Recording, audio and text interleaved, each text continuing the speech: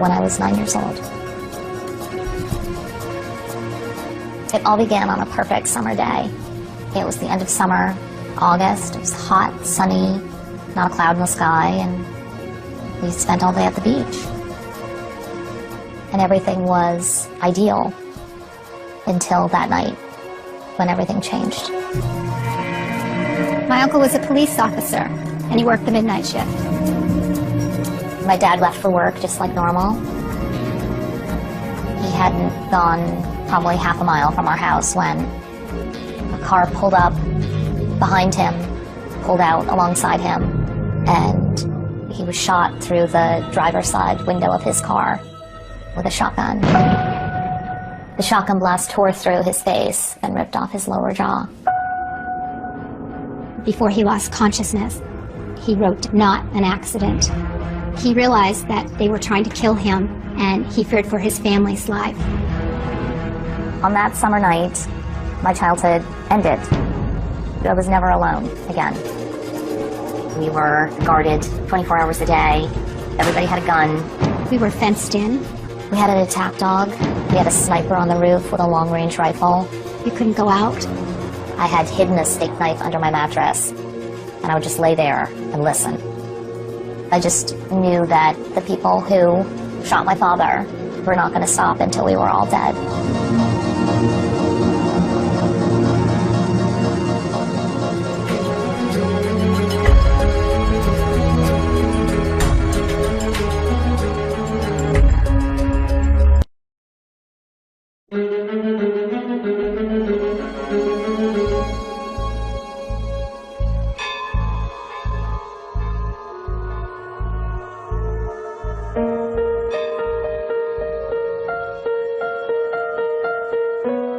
Next door to our house, there was an old graveyard.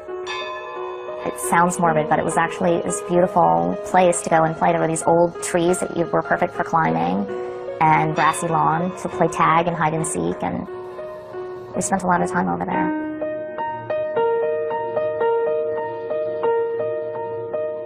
Falmouth, Massachusetts was the ideal place to grow up. Every summer day, we would get up in the morning, my mom would pack a lunch, and we would head out to Old Silver Beach. By the end of the summer, we'd all be brown as berries and just relaxed and happy.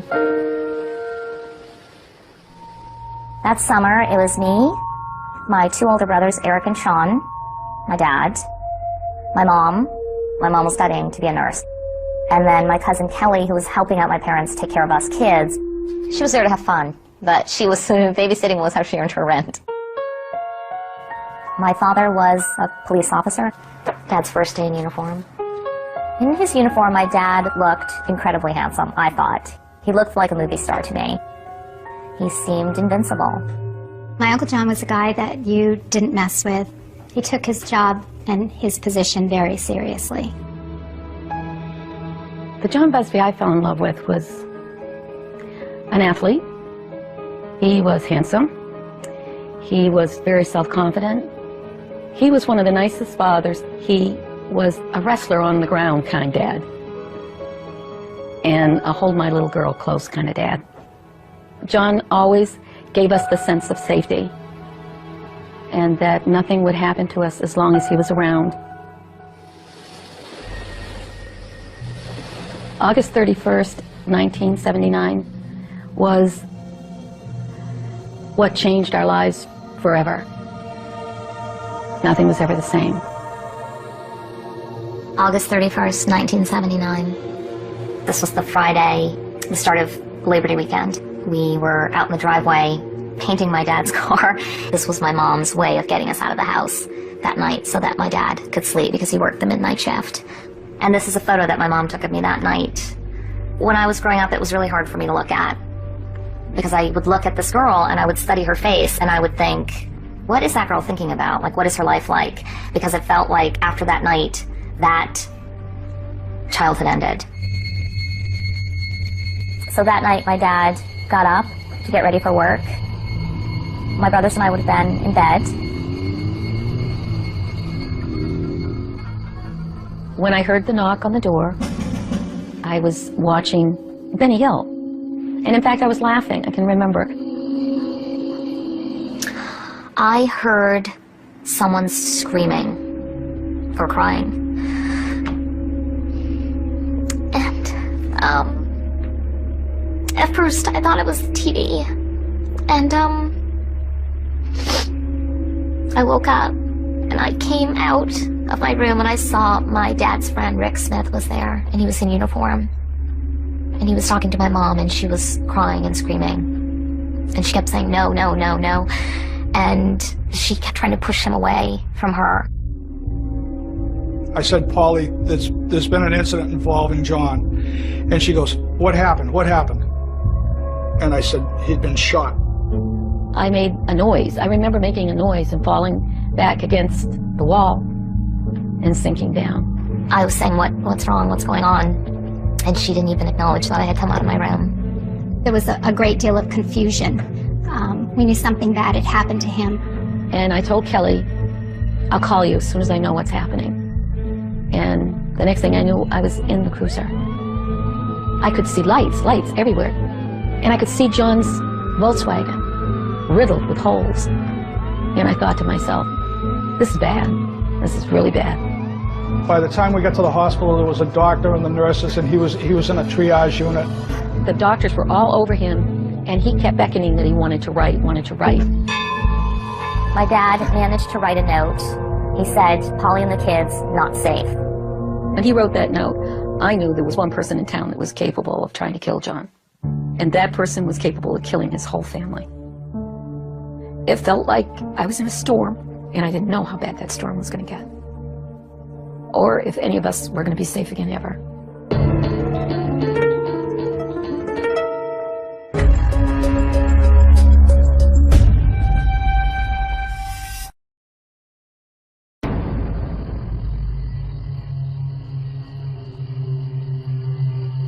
My Aunt Polly had just left with the police officer. Instructions were to stay away from the windows and keep the house unlit and keep the door locked. I closed all the shutters and locked all the doors and turned out the lights. I don't know how much time had passed, but I saw the lights of a car pull into the driveway. I was expecting a police cruiser to pull into the yard, and it was not. It was a guy in a red car, and he had a rifle. I didn't recognize him. I can remember that the children, at least Sean, was very panicked, saying, "Who's that guy? He's got a gun. Is he coming to kill us?" I was scared. I was in great fear that that individual was going to come in and kill whoever was in the house. Get in the back of the house, get in the back of the house. There was a lot of things going through my mind. To flee was not an option. There was no way out. All I could think of is we need to hide and make it look like there's nobody still at the house. Everything was whispers. I said we need to be quiet until they go away. Then we heard someone knock at the door. Knocking louder. Knock, knock, knock. Kelly just said, stay quiet, stay quiet. I'm just talking to myself saying, he's going to go away, it's going to be okay, we're going to be okay. Please stop knocking at the door, please go away. And then it stopped. I took a deep breath, thinking, thank God it's over. He's going away. And suddenly I heard knocks at the back door. It was then that I realized they weren't going away. That's when Kelly said, this is the plan. I want you guys to go into the attic and hide in there. Do not come out of the attic until I come and get you or until your mom comes home. Don't come out for anybody else. All I could think was, we're gonna go up in the attic and this guy's gonna come looking for us. And we have to be so quiet and not move. It was hard to balance on the rafters, and I was in a nightgown, and I didn't want to fall into the insulation, which was very prickly, so I was just trying to stay still really hard and not move or make a sound. And we just waited for whoever was gonna come up there.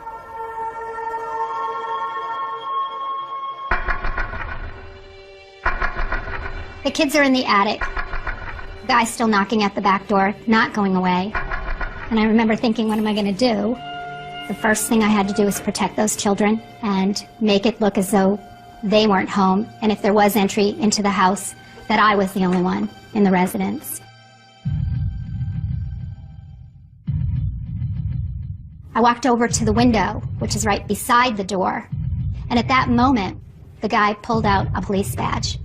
He said he was a Falmouth police officer and that he was here to watch over John Busby's family. We heard Kelly say, he's a cop, it's okay, you can come down. And then once we heard that, we were like, okay, it's safe. Throughout the evening, more police officers showed up to watch the home. And at that point, I realized that it just wasn't going to be okay the next day.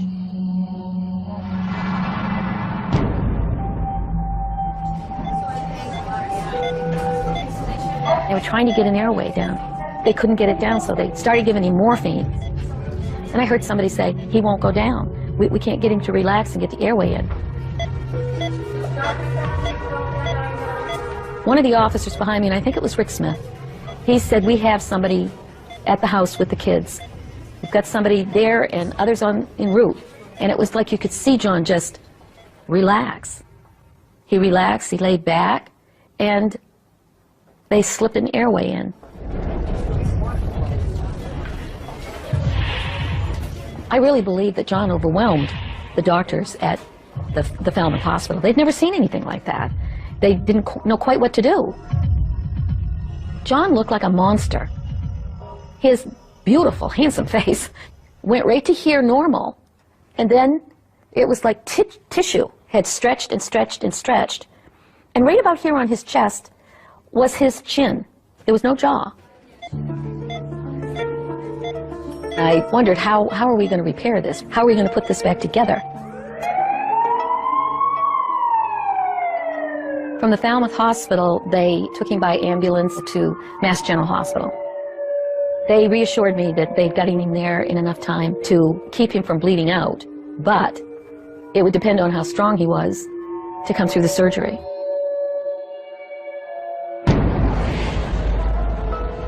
Police in Falmouth today are looking for suspects who fired into the face of an officer there. 36-year-old John Busby was driving... The morning after the shooting, we left to go stay with my uncle near the hospital where my dad was staying in Boston. No one was told where we were going, and when we got there, we were told not to tell anyone where we were staying or who we were staying with. This was the beginning of the year that we disappeared.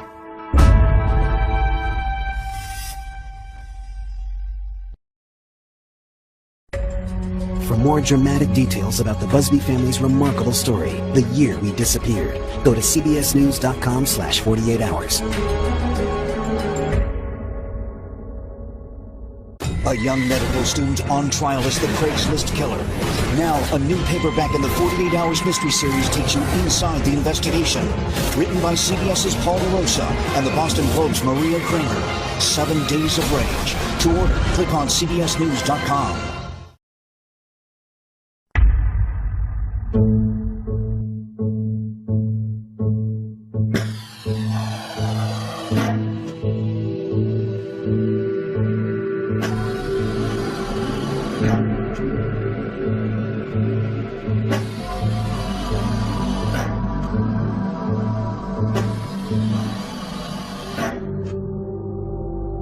When John became aware in the recovery room, his eyes fluttered some, and then he started going from tube to tube.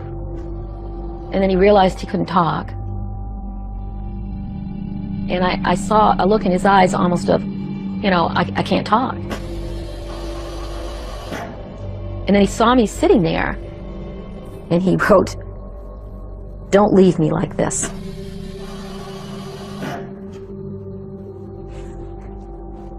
He didn't want to be on a respirator or be an invalid like that. And if the choice came, I needed to let him go. I needed to let him die. I said, "You can't leave me here. You can't leave me with these 3 kids. I can't be left alone. You have to stay. You have to come back. We'll make it." He couldn't speak. He couldn't breathe. He couldn't eat. He couldn't even drink water. I mean, he couldn't do anything because they had wired shut what was left of his face. Once I saw him, I thought, wow, they really meant to kill him. And I remember going to bed some nights and I would just lay in bed and think, my dad? Everybody likes my dad. Who could want to kill my dad?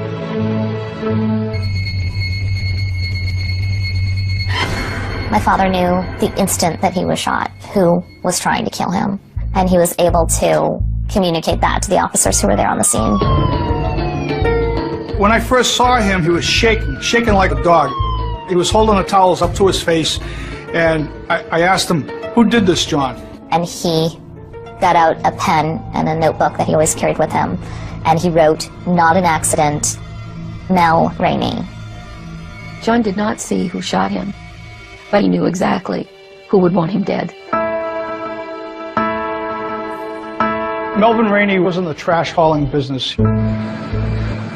He had contracts all over Cape Cod, and it was very lucrative. He was a convicted arsonist. He had a reputation of getting even with individuals by sneaking in the night and burning properties. His favorite saying was, "I smell smoke." I smell smoke, which meant, you know, without directly threatening, it meant there's going to be a fire in your future, your house, your car, whatever. I'm going to burn something of yours. Melvin Rainey was also suspected of murder. He was suspected of killing 3 people, and in 2 of those cases, the bodies have never been recovered. Melvin Rainey was married to a woman named Wanda Medeiros Rainey, and in 1971, she went missing. He claims that he dropped her off at the bus station and she was never seen again. About a year later, a teenage boy in Falmouth named Jeff Flanagan went missing. He was dating a 17-year-old girl who had been babysitting for the Rainey family, who Melvin was also interested in. Jeff Flanagan was found shot to death. His body was recovered in a cranberry bog directly across the street from Melvin Rainey's home. And then a former employee of Melvin Rainey's, a 17-year-old boy named Paul Allward, was set to testify against Melvin in a grand jury arson investigation. The police promised that he would be protected. They escorted him to the Martha's Vineyard Ferry, where he could go to where he had some family, and stay there until the trial. He got on the ferry. He didn't get off. Melvin Rainey basically walked free on all of those accounts. I think because people were afraid to prosecute him. And I'm talking about policemen afraid of him because they had families and they go to bed at night and you don't know if he was going to burn the house down with your kids in the house. I knew that the police chief's car had burnt in his yard, and everybody assumed that it was, you know, Melvin, but nobody could prove it. I think Melvin Rainey considered himself untouchable, and that extended to his immediate family. So if the police tried to give a ticket to anyone in his family, he would march into the police station and have the ticket torn up and have it erased from the logbook. Well, my dad was either brave enough to take on Melvin Rainey, or he was foolhardy enough to take him on. If you broke the law, he didn't care who you were connected to. You were going to get a ticket, you were going to go to court, so he had run-ins with them. My dad was conducting traffic at a roadblock at a fatal accident, and Melvin Rainey's brother, John Rainey, was there in his semi. And instead of waiting for the scene to be cleared, he just decided to drive straight through the accident scene, and he actually hit my father with his truck. He went to his house and arrested him and charged him with assault and battery with a deadly weapon. And just prior to that court hearing, John Busby was shot. I thought instantly that Melvin Rainey had shot him. And now we're going to start after Melvin. I think there were a lot of cops on the force who wanted to go straight to Rainey's house and just drag him out. But there were a lot of other people who were in positions of power, who were really too scared to do anything about it. I would challenge anyone to go to any police department and ask the question, if one of their officers was shot in the line of duty, what would they do? And I can tell you the response will be, they're not going to stop investigating that crime until an arrest is made. This did not happen in the town of Falmouth when John Busby was shot. This is the police log from that night. You know, the local paper does the log of accident, fight in progress, disorderly group, noisy house. At the hour of my dad's shooting, there was nothing. They didn't put it in. They took it out of the police log. I mean, they've got everything else in here, dog barking, 2 drunks near Russell and Falmouth Heights. You know, every single teeny thing in town is in here, and for some reason, the police log doesn't state for that night that a police officer was shot. To my knowledge, the Falmouth Police Department never interviewed Melvin Reaney regarding the John Busby shooting. I've often wondered just exactly how this little guy could get away with the stuff that he got away with without even being questioned. It was clear to a lot of us that there was something behind the scenes that was much more powerful than Melvin Reaney. Melvin Reaney had something on someone, whether he was paying people in envelopes or whether he had pictures from some sort of sexual act. He clearly had so much control that the police didn't go after him. Nobody was going to do anything about a crime involving Melvin Reaney.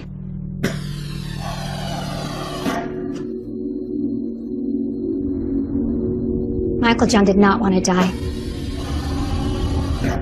Michael John wanted to live, and live to take care of what happened to him. Their biggest mistake was they didn't kill him. That was their biggest mistake.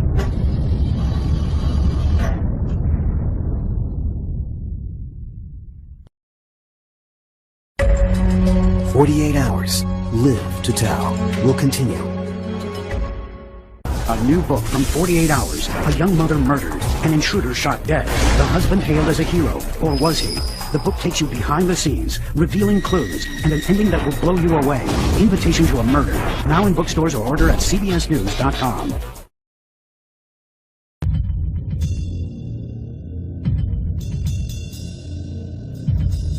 My name's John Busby. They didn't think I did, but I did. Someone's going to do a voiceover for me. I'm a little hard to understand, but these are my words, and this is my story.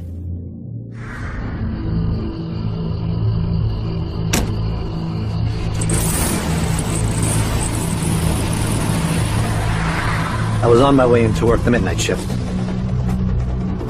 The vehicle pulled up behind me.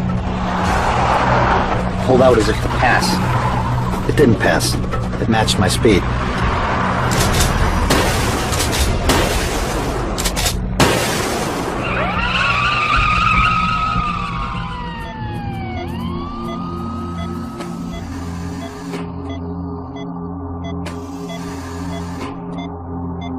I got word while I was in the hospital that the investigation had been totally botched. I determined there was only one way that justice was going to be done, and I was going to have to supply it. I was going to have to get healthy, get out of the hospital, and kill this guy.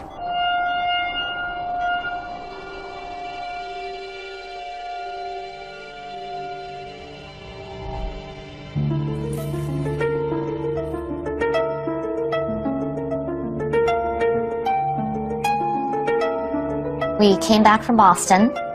We drove to our house, and when we pulled into the driveway, there were police cars in the driveway. The police made it clear that we needed to be protected. We had at least 2 guards at our property 24 hours a day, and they were well armed. Everywhere I went, there was a cop. I had a police officer follow me to school, wait outside my classroom all day, in the lunchroom, everywhere I went. My first day back to school, we went down to the lunchroom. A boy came over to the table, leaned over to me and said, "You know why that cop's here, don't you? Because somebody wanted to kill your dad and somebody's going to come and kill you." They were thought of as being different at that time, and not in a special way, but in a way of almost like a virus. Kids had been told, "Don't sit by her." They were transferred out of my classroom because what parent wants their kid next to, you know, a ticking time bomb, basically? Life was spent speculating who somebody was, who was traveling too close to you. It didn't matter where you were. You thought about who's beside me and what could they do to you. had police protection for the first few months when we were home.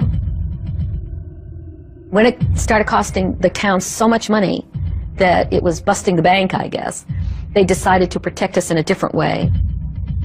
An 8-foot fence, an alarm system, and a guard dog. His name was Max. I did not like Max. If I was in the yard without my dad, that dog had to be chained up. If he thought somebody was going to hurt my dad, even if it was me, he would just bite your throat out. Getting him meant that our family dog, Tigger, had to be given away because she was terrified of him.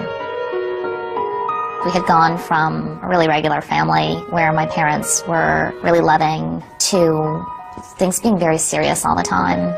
We used to go to the beach, do things together as a family, and now we really just didn't leave our house as a group anymore. My uncle was very quiet, and you could almost see the turmoil in his thought process. You could see he was thinking all the time. There was a simmering anger that was building. All physicality between us and him ended because he was injured. You felt like you couldn't get close to him physically or emotionally anymore. His personality was just so different. He just seemed like he was in a different world. 2 or 3 days would go by, and I would just stay in my room. Felt like my head was going to explode. I started pushing my family away from me, pushing my wife, the children away from me. We were living in our own prison, and the people who had done that to me were living their normal lives. The only way out of this mess was leaving town, moving my family somewhere safe. By then I would be healthy and strong, and able to arm myself with an untraceable weapon.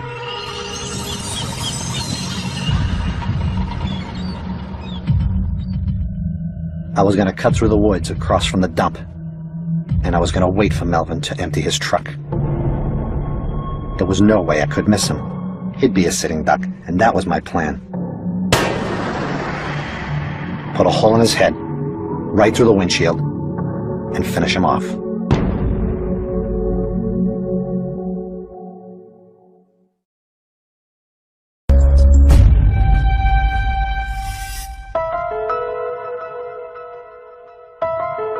I would come home from school. Sometimes I would just go into my room and sit on my bunk bed, and I would just stare out the window and wait for it to get dark. I just wanted the day to be over. I just wanted the days to go by. I wanted the waiting to end for whatever was going to happen.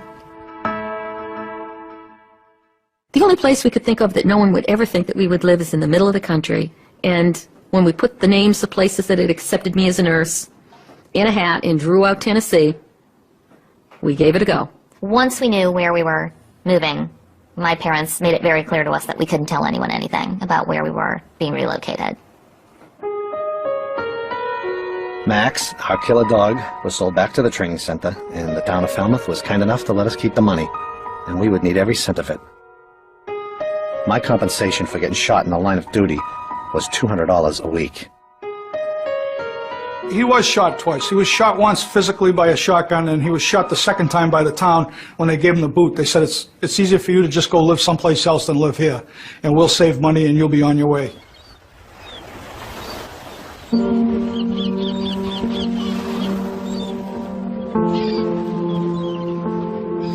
The town ordered a police escort for us as far as the Bourne Bridge. Goodbye and good riddance. We weren't their problem anymore. I assumed the so-called investigation into my shooting would end as soon as we cleared the bridge that morning. And I was right.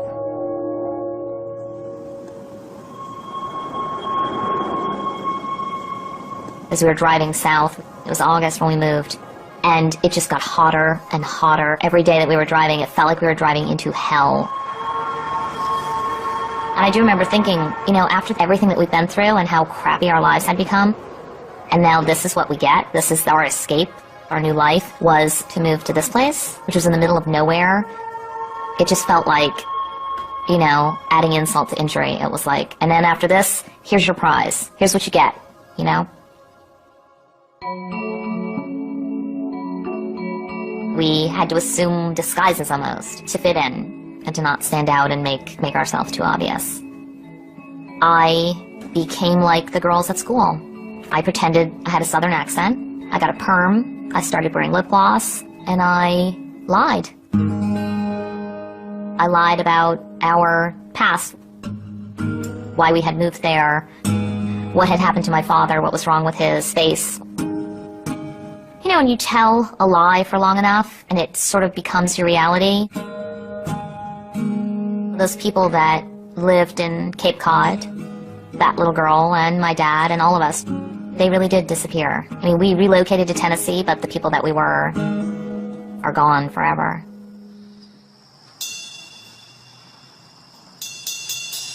The first couple of years that we lived in Tennessee, we watched very carefully. We lived in a very isolated area. John watched cars that went by the house to see if they slowed down. And that finally wore away. It went away.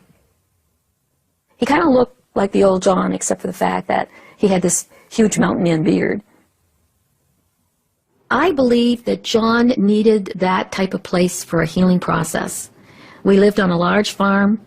He did a lot of work on that farm when he was physically able. He split wood we would never need, just for the physical smashing of an axe through a piece of something. From time to time, I had to return to Boston for surgery, and that meant shaving my beard off. And every time I shaved my beard off, I would see what they had done to me, and the anger would just come flooding back.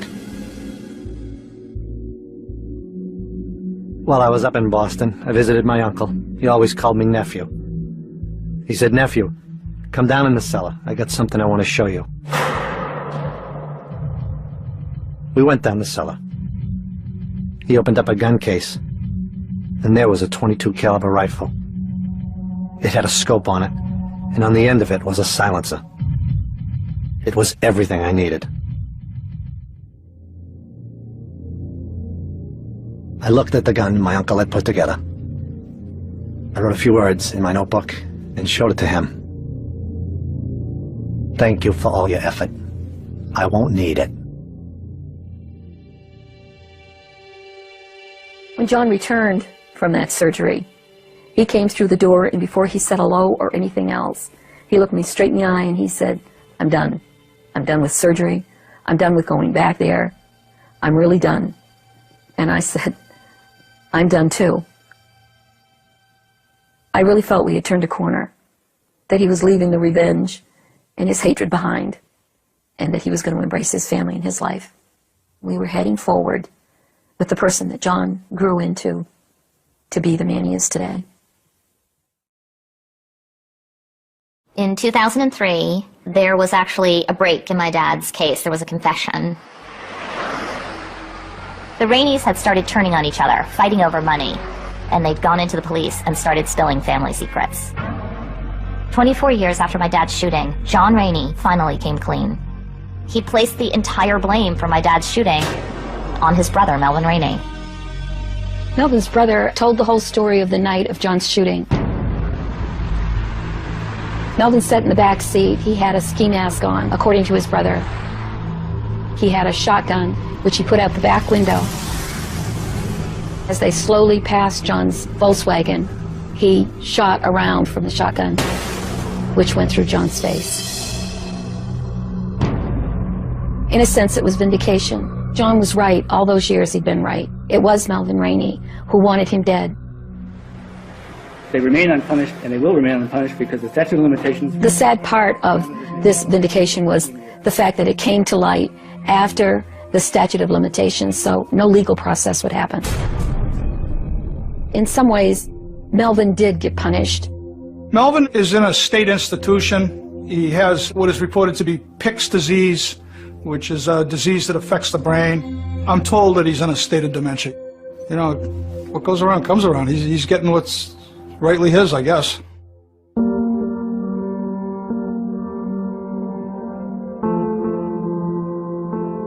This is the only childhood I had. To have lived through it and be here today, I just feel like it's made me who I am. It's touched every part of my life. I write books for kids. I'm a mom and I'm a wife. Well, I can't think of anything else that I would... Yeah, I have it all.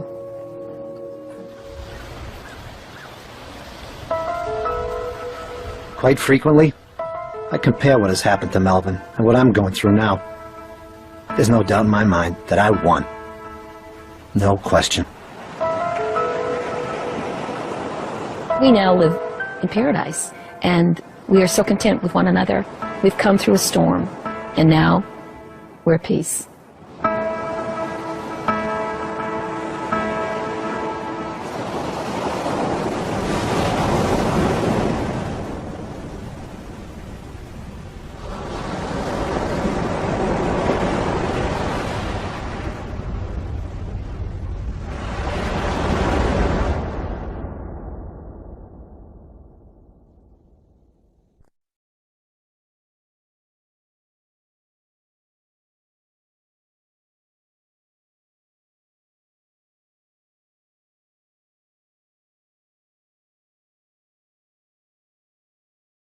He was a pediatric AIDS researcher. Eric loved Anne dearly. He just really seemed to enjoy every moment of every day. Eric came home that night extremely ill. Watching my brother, it was horrible. They had to put him in restraints. She was saying, why did Eric have to die? Very high doses of a very lethal toxin. I was never going to quit until I knew what happened to Eric Miller. On television, online, and on the go, CBS News, the most powerful reporting anywhere.